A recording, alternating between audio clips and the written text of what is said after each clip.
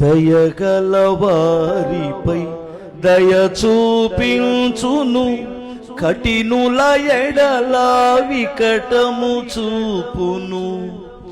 గర్విష్ఠుల యొక్క గర్వముననుచును. చెప్పండి, గర్విష్ఠుల యొక్క గర్వముననుచును. సర్వము ఎరిగిన సర్వాధికారి,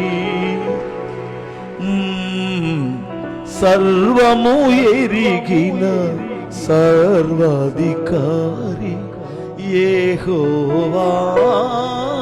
మొదటి నుంచి నాకు ఈ చరణం అంటే చాలా ఇష్టం. దయగల వారిపై దయ చూపించును, కఠినుల ఎడల వికటము చూపును. దయగలిగే ఉన్నారా? కాస్తంత కఠినంగా ప్రవర్తిస్తున్నారా?